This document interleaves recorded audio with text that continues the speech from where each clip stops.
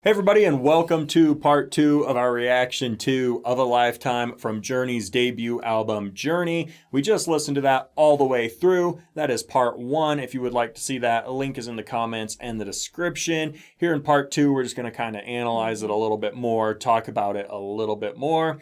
I loved that song. It's funny because probably 6 months to a year ago, I probably would not have loved it. But, if you guys are new to the channel, I've been doing this thing where I've been working through Rush's entire catalog. I started at the very beginning. I've worked through 4 albums now.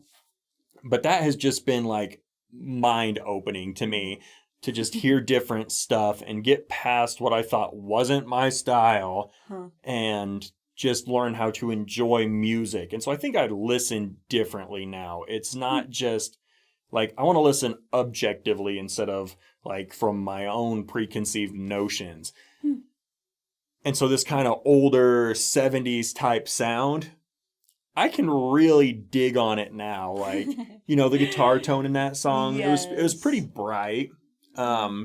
Definitely a little bit of a weaker, not a modern guitar tone by any means. I mean, we're used to listening to this like hard rock, heavy metal stuff, and it's got these super biting guitar tones and these insane like squeals and super, low just grunt to it. And so this is a totally different guitar sound, but I liked it.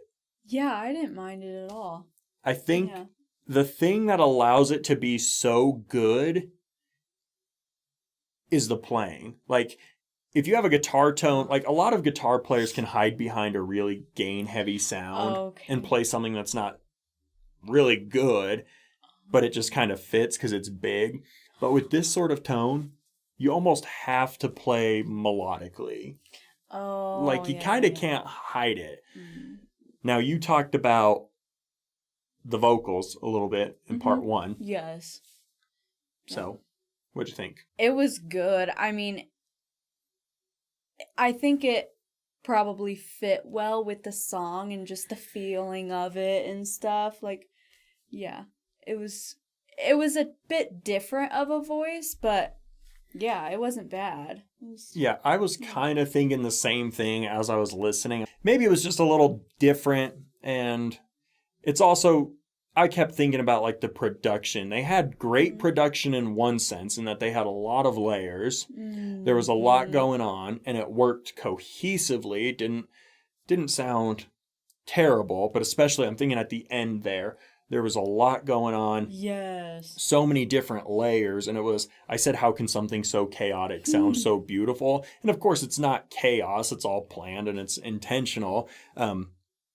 But it's a lot going on. It is a lot going on. But then when they had a lot going on and they had the vocals going, and that's where I wish there was a production in a separate sense, which is, recording and stuff has just gotten better.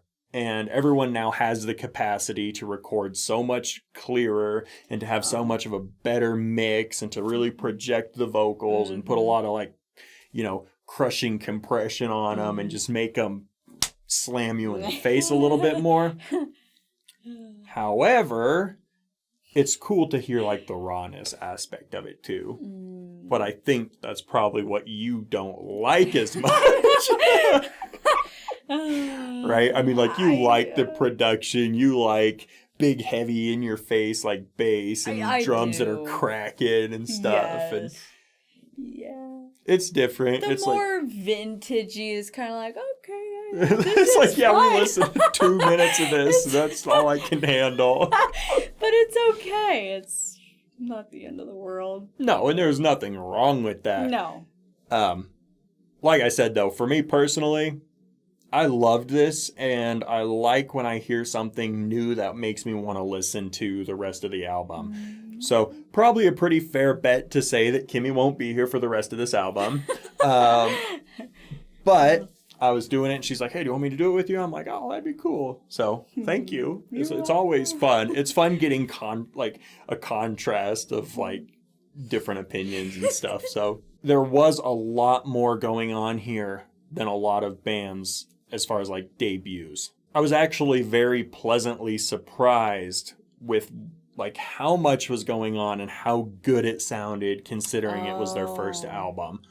Like, I think that was a very strong showing and a good way to open an album. Definitely caught my attention.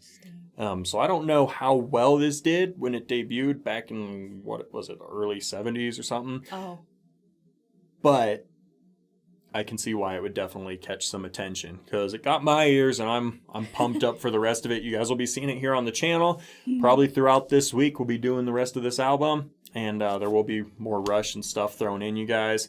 As always, thank you so much for watching. Again, Kimmy, thank you for being here. It's always fun.